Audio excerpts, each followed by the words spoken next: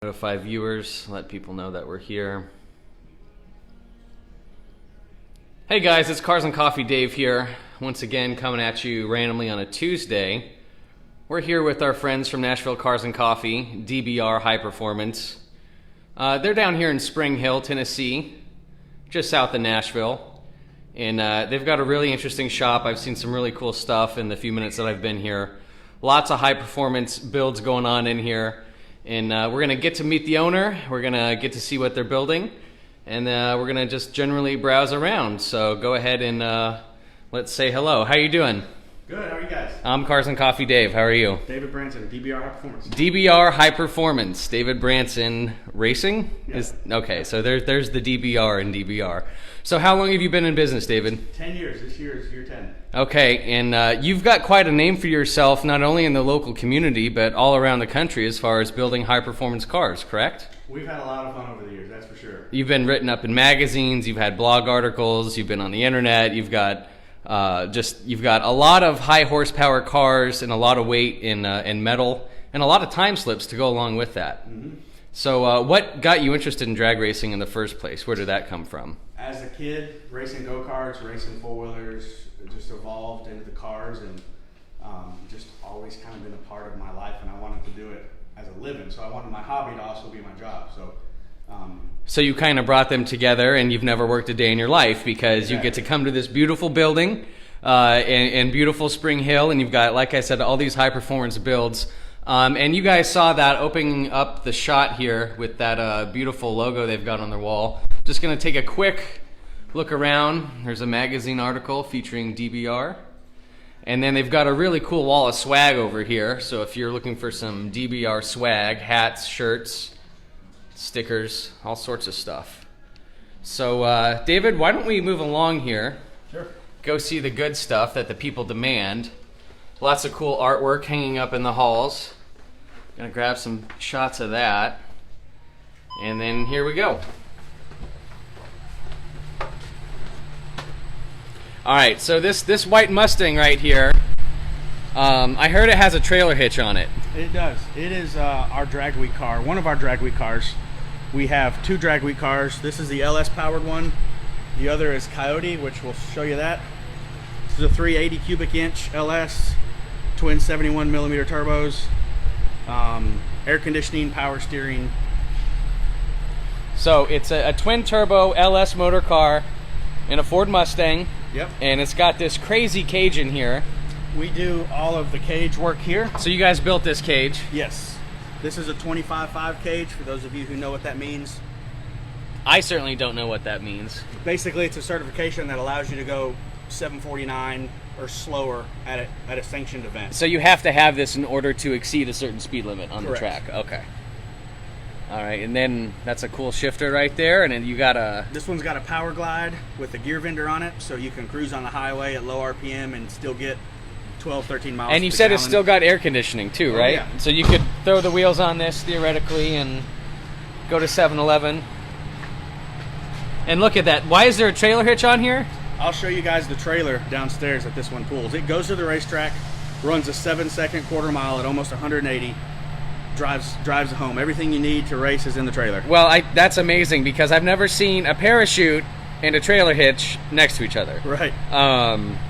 That'll give people a lot of confusing looks driving down the road. Why does that have both? Why does that have a trailer behind it? It's crazy. And all right, just to give people an idea of a better idea of what you do. So here's all the lifts in the shop. Got a wider range of cars in here in various states of. This is a 6.4 SRT, basically getting a camshaft, some upgrades. Oh, then let's take a look at that. So, nice. All right, so you guys do modification, superchargers, engines, custom fabrication, roll cage fabrication. I know you built some parts to that white Mustang that we saw a minute ago. Yep. C5 makes about 1,100 at the wheel. This one? The Pro Charger, we're doing some maintenance. This is an 1,100 horsepower C5? Made 1,100 at the wheel. Wow. Daily driver type setup. And I was just going to walk right by it. So is high horsepower something that you try to bring into all your cars? Yeah, like our specialty is big power, with daily, like being able to drive it every day. So, like for instance, this CTSV, the old setup, it made 1700 at the wheels, factory computer, no check engine lights, everything CTSV still worked. The headlights still turn when you turn the steering wheel. Everything CTSV was still there. You could literally drive the car. We're making some pretty crazy changes. The customer's goal has kind of changed. Still going to be CTSV, still going to be daily driven, and you know, almost 2,000 at the crank. That's kind of a special. 2,000 at the crank? About 2,000 at the crank. Unbelievable. And it maintains all those luxuries. That's really neat. Yeah, that's very important to us in the street car world. Is he extending a loom or something? Or a harness? Yeah. Oh, yeah, okay. Doing a lot of tucking stuff away, getting it away from heat.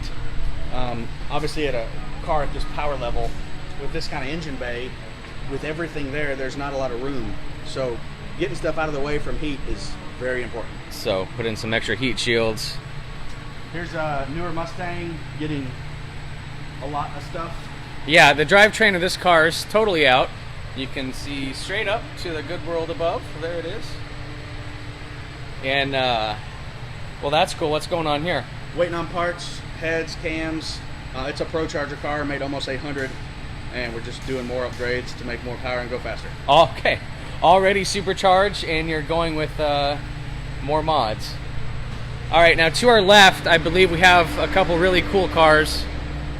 Now, this is the Dyno Room back here. Yeah, let's start on the far side first and then work our way back. Now, I saw some interesting numbers. So just to recap, this is the Dyno Room. Yep. And then what is this right here? Because it does not have its original engine, I know that. This is a 1990 Supra that's LS turbo swapped. We're making some changes to it. Customer has been mid-8s in the car. Well, I found the Loch Ness Monster. It's not in wherever it is, but it's right here because that is just an enormous. What is that? What is that? Why is that? Why does this look so funny? The downpipe? Yeah. It's just big. I mean, it's huge. Big for back pressure and the size of turbo. The customer actually built this car. We've just helped him spec parts and we do all the tuning on it for him. And you guys painted the alternator? He's done a real good job building the car. Oh, so you're just tuning it? We're tuning it and we fixed a bunch of stuff for him. Okay. But we did not build the car, he did. Okay. We've just helped coach him on what parts to use and how to do this and how to do that. Well, that's cool. That's a huge turbo. Yeah, we love getting involved in the build because if we're going to tune the car, we know what parts work, we know what parts don't. Well, and speaking of working to the tune of, when was this pull done? Oh, that's nothing. This car's made like 980, something like that. Wow. We were doing a test hit. Had some voltage issues. Well, so if that's your test horsepower, yeah, that's nothing for this car. Again, just reiterating the fact that you guys do a lot of very high horsepower. Oh, I need to catch that. I missed this just a second ago. I almost ran into it and found it the hard way, but that's the exhaust outlet, right? We use a hub dyno also. There's a lot about this dyno that set it apart. One, you don't have tire spin issues. You don't have issues with the car trying to come off the dyno. And when you're making big power, like 1600, 1200, you don't have issues with it trying to come off the dyno. You can actually get an accurate dyno pull. Interesting. I did not even know that there was that much of a difference just because the tires were there. But I guess it makes sense if you're tied in directly to the axles rather than having a tire and rubber and all that. This is another one of our drag week cars. This is the Coyote. This is full street car. Now, is this yours? This is actually my car, yeah. This is your personal speed car. Oh, and you've got the side front exhaust as well, don't you? Mm-hmm. Now, what have you done here? Pretty much everything's built. It is still factory block, factory transmission case, factory electronics, so there's no aftermarket electronics. It's all done with factory computer. No check engine lights. It will go through emissions. Makes almost 1700 at the wheels. Still has AC. Still has still has full interior. Nothing's been gutted. It's not been put on a diet. Everything is there. Nice. Very cool. Very clean. It also has a parachute and a trailer hitch. So we'll get our second dose of crazy today. There it is, another parachute trailer hitch combo. So, so you race this car a lot? Yeah. And then I heard you got a new hood. Yes, absolutely. So this is a special hood, available exclusively from DBR, right? This is your own hood. Do you guys have a special name for it, or is it just the DBR? Not yet. Okay. Not yet. It's 14 pounds without the paint. The paint added about 2 pounds. So 16 pounds altogether with hood, paint, Bondo, It's half the weight of a stock. clear coat. And it is actual, like, it's real carbon fiber, not imitation. Yeah. You can see the bottom. Yeah, there's the, yeah, you can see how it's actual carbon fiber all the way around. It's made by Axis Power here locally. Nice. Cool. Well, thank you very much for that. Now we have one more special item in this room, and it's a wide body Camaro, and it's very, very wide on the wide body part. Just look at that. That's the Campbell race body car that we helped. Well, how much does it add? How much width does it add? If I remember right, it was like 8 inches in the rear and maybe 6 in the front or something like that. It's been quite a while. It's a 440 billet block Procharger F2. On pump gas, 8 pounds of boost, it made 1,000 at the wheel. So, pretty ridiculous. So, 1,000 horsepower on 93 octane. On 8 pounds of boost. On 8 pounds of boost, and it's the highest boost you've had it to. He wanted us to stop there. He just wanted 1,000. Oh, that's it? It could easily make 16, 17. I mean, it maxed that blower out easy. And I like the valve covers there. Yeah. Everything, the intake manifold's billet, the block is billet, the valve covers are billet. Now, do all engines that you build come with DBR valve covers? No. No? No. Just kind of an accent that you throw on kind of when you need Yeah, to? it kind of depends on the build. It depends on the customer. And then we've got, I mean, obviously, even with 1,000 horsepower, roll cage, racing seats in here. Oh, he doesn't have a cage, he's just got a bar.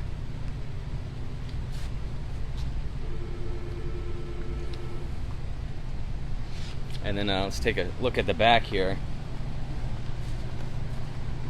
It's kind of like the, I'll move this thing, it's kind of like the Batmobile. Yeah, it's got a very sleek tail. Very swoopy, if you will. Look at that. Man, I love how they integrated that thing all the way around.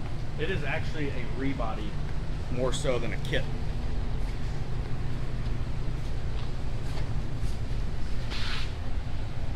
Oh, where's the exhaust at? Did I miss it? Out of the rocker. Oh, it's right here. I knew I was missing something. Very nice. Well, so, man, 1,000 horsepower, just like it was nothing. Did you ever count up all the horsepower that's here on a given day and it just like blow your mind? I never actually have. No. Probably gonna start doing that now because Some days different than others. We had a 10,000 horsepower day.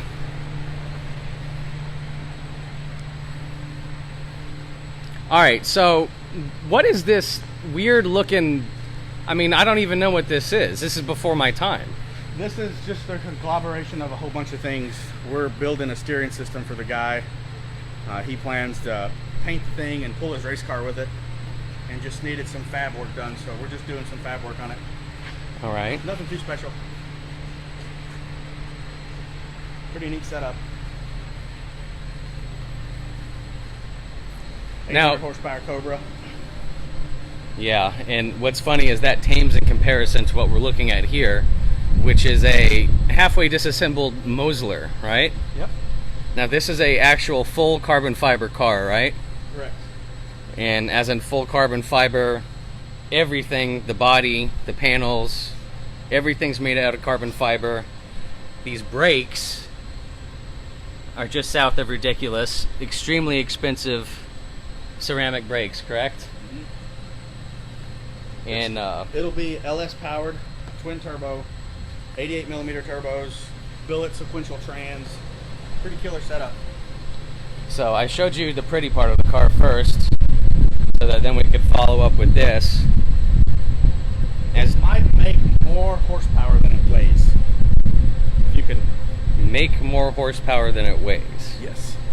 That's an interesting problem to have. Almost like a motorcycle. Turns power to weight ratio upside down. It does. So then what's your ratio? Just no idea. Just fun factor. Crazy and absurd. So I don't know how that's going to pan out.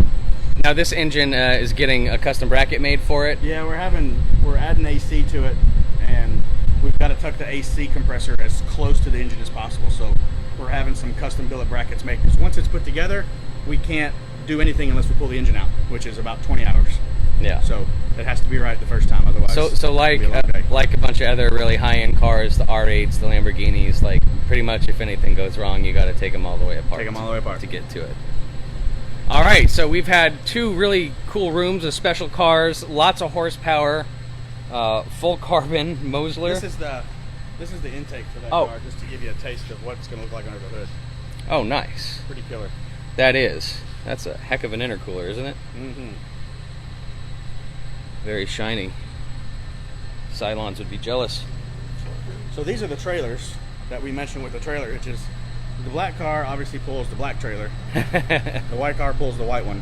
Okay. We made these out of jet ski trailers. We made that one first, and then made this one a little bit better.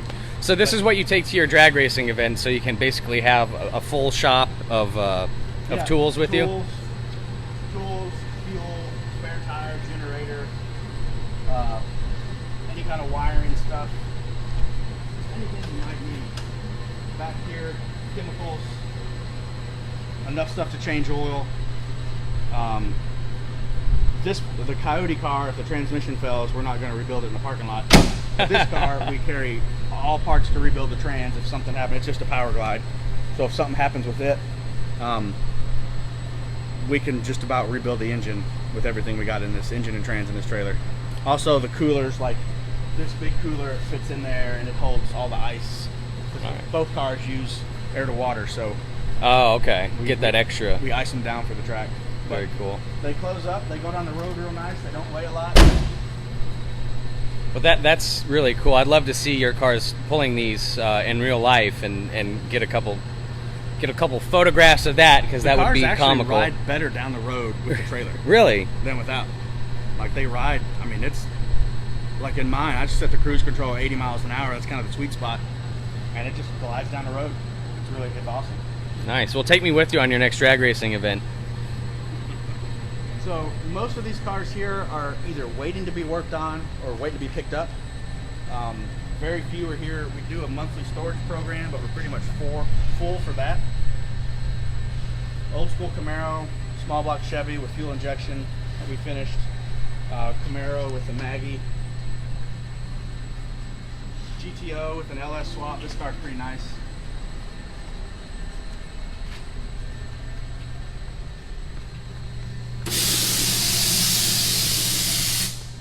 Real nice GTO. Basically took engine and trans out of a 2012 Camaro. This is a shop up in Kentucky. No, actually they're in Illinois that we do all the tuning for all their builds. So they build the car, they bring them down here, we tune them. Usually fix a few things, change a few things, you know, get them dialed in. Good looking resto mod. LS swapped 85 Corvette, big can, nitrous. Oh yeah, I can see that bottle in the back. Kind of hard to miss. Good running car. Big power Lightning. 5.4, and you've replaced the stock supercharger with a. It's a built everything. Oh, nice. Engine, trans, all of it. It made like 1,000 on race gas, 25 pounds. Fast truck. 1,000 seems to be the number of the day. Hellcat that we did one of our Stage 2 packages on. This car is from Iowa. Shipped it down here for us to do one of our conversions on it. It's ready for the dyno. It'll make probably 850. That's usually what they make. That's usually what our Stage 2 package makes on the Hellcats. This is a familiar sight. I've seen this at Cars and Coffee. This is a real good customer. This Jeep lives here. He stores it here. This one makes 1,400 at the wheel. Daily driven E85 killer setup. All the factory stuff is there. All done on factory electronics. That's neat. Fun Jeep. And is this strut bar like Did you guys make that? That's factory. That's factory? Yeah. Cool. Coyote swap 67 Mustang we just finished last week. Another resto mod. What color blue is this? This is a stunning blue. I have no idea. Actually, this car all the way around is really clean, isn't it?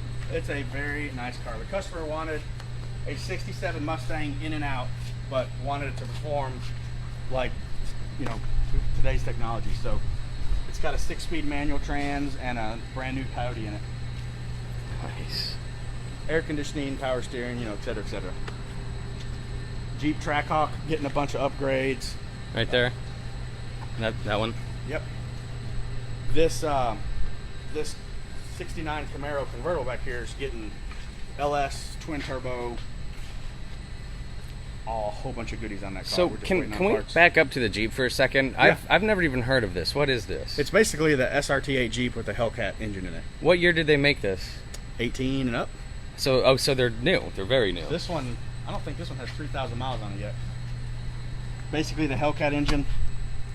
We're waiting for the blower. We're doing a blower, fuel system, the 85. Okay. And we've got a few other things that we're doing, but can't talk about it yet. This is a very aggressively styled Jeep, and those yellow brakes on there. Nice. Yeah, okay, learn something new every day. Today is not like any others. I did have one more question. I noticed that there's a Mercedes in the back corner. There's a Mercedes right here, too. Yes, there is a Mercedes right here, but I want to talk about that Mercedes. So that one is my first car ever. Your first car ever? Ever. My dad got it for next to nothing. It was a car that he helped a guy with years ago. It's got 500,000 miles on it. It still runs great. There's absolutely nothing wrong with it. Yeah. Other than it's dirty and it's got some rust. But it made 42 at the back tires. 42 horsepower at the back tires. 42 horses at the back tire. And I can't decide what to do with it. I can't get rid of it. It ain't worth anything. I could sell it and maybe get like a nice grill or lawnmower. So why sell it? But it's still a good running car. The last time I drove it, it needs a battery, and that's probably about it. Wow. That's cool that you held on to your very, very first car. It wasn't worth anything to sell. Well, I know, but I mean, most people let And the... in all the years I've driven it, it's never really broken down on me ever. Number one, it doesn't make enough horsepower to brake. Yeah. Like, I don't think... I mean, I've held it to the floor. It's a manual car, which is its only saving grace. Oh, okay. I've held it to the floor until it wouldn't rev anymore and slid my foot off the clutch in first gear a billion times, and it doesn't make enough power to brake anything. So it's just been super dependable. That's neat. Viper, we're doing a big engine. Yeah, and build I was on. going to say, it's right next to this Dodge Viper, which makes, what, 1,000 horsepower? Not yet. We're waiting on... the engine's actually done. We're waiting on the cylinder heads.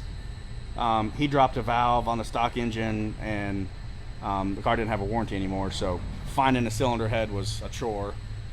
So once we get the cylinder heads back, which actually should be pretty soon, then we can put it together. It's going to be a heads and cam. It ought to make 650 or so on motor, which will be, nasty in a Viper. Nasty in any car. Yeah. Z06 waiting on parts. Heads and cams set up. Oh, this one right here. Well, so that's a very full shop, Spring Hill, Tennessee. David, what is your contact information, and how can people get a hold of you? The best way is definitely email if they go to our website, dbrhighperformance.com. Mm-hmm. Go to the contact page, send us an email through there, or if you got questions on dyno tuning, you can send us an email through that page. That's the best, or you can email me directly, david@dbrhighperformance.com. You can always call, but sometimes we're 24 to 48 hours just returning phone calls, because we'll get 30, 40 calls in a day and trying to keep up. You got a busy shop and a lot going on in here. I totally understand. Email is the absolute best, because if I'm on the dyno tuning, I can respond to emails in between pulls and stuff like that. So, Yeah, absolutely. but Cool. Well, thank you very much for having us down. Appreciate it. And we'll be sure to come back, and we'll see you at the next Nashville Cars and Coffee. you got it. Well, thank you very much, guys, for being with us today. We will continue to do our expose on our vendors and everyone that comes out to the Nashville Cars and Coffee scene. Check out our website, www.nashvillecars.coffee.com.